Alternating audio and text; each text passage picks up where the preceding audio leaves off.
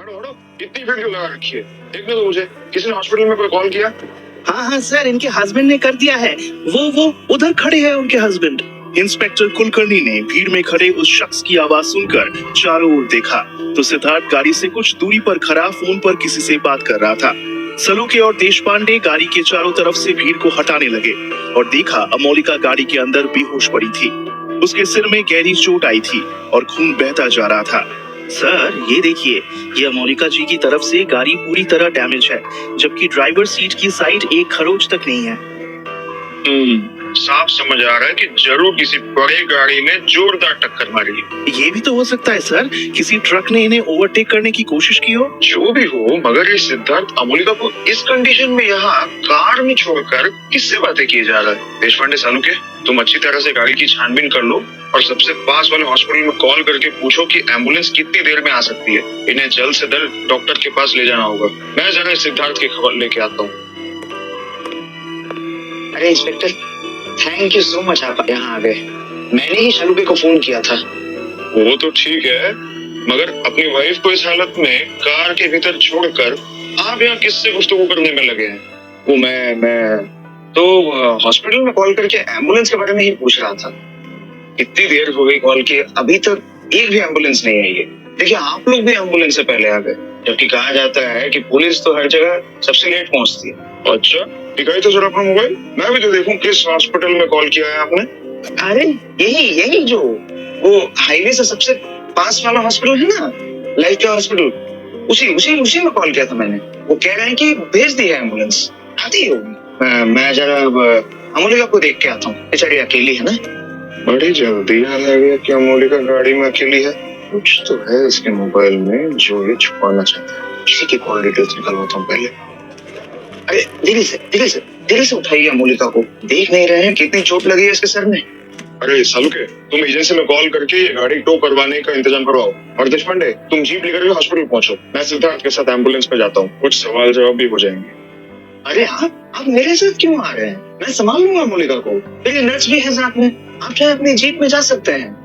नहीं, एक्चुअली मुझे आपसे कुछ बात करनी थी। बाहर इतनी भीड़ थी कि कुछ बात ही नहीं हो पाई। ये एक्सीडेंट हुआ कैसे? मेरा मतलब, ये गाड़ी सिर्फ एक साइड से डैमेज कैसे हुई? ड्राइवर सीट की तरफ तो एक भी स्क्रैच नहीं है, वरना तो एक्सीडेंट में सबसे पहले ड्राइवर को ही चोट लगती है। एक्चुअली गलती मेरी ही है। मैं और अमोलिका बातें करते हुए इतना ज्यादा इन्वॉल्व हो गए कि रास्ते पर ध्यान ही नहीं था मेरा। हमारी कार हाईवे व्हीकल वाली लेन में जा पहुंची और बस एक बड़े से ट्रक से मेरी गाड़ी टकराते हुए आगे तक गई और रोड के एक किनारे पे जा लगी। मैं न जाने कैसे बच गया, शायद सीट बेल्ट की वजह से। लेकिन अमोलिका सीट बेल्ट नहीं लगाई हुई थी, इसीलिए शायद उसका सर जाकर के डैशबोर्ड से टकरा गया। ऐसी क्या बातें कर रहे थे आप लोग, जो रास्ते का ध्यान भी नहीं रहा? एक्चुअली वो अपने नॉवेल के बारे में बता रही थी और तभी उसके मोबाइल पर किसी श्रमिक का कॉल आने लगा।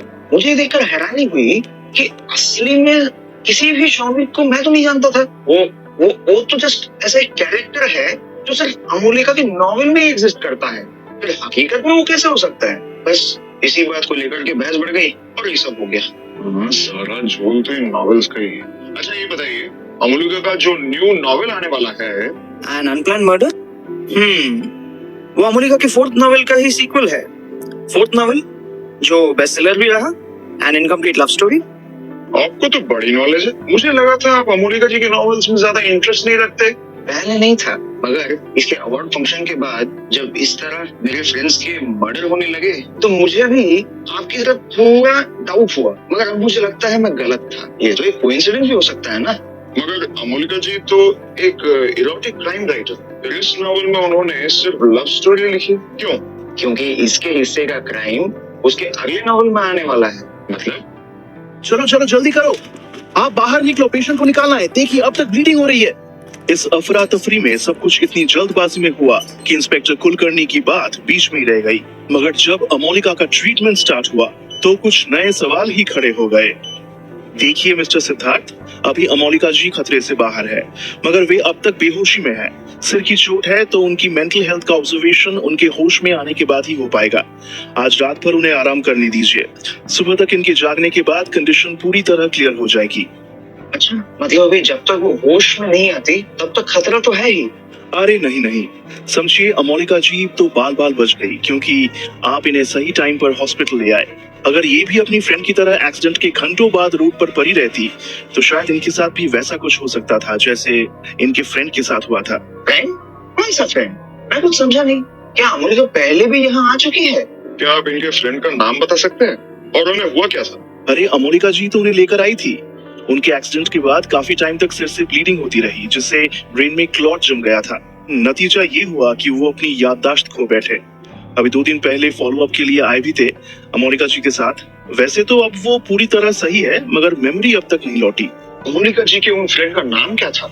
रियल नेम तो पता नहीं, अमोलिका जी ने उनका नाम शौमिक बताया था।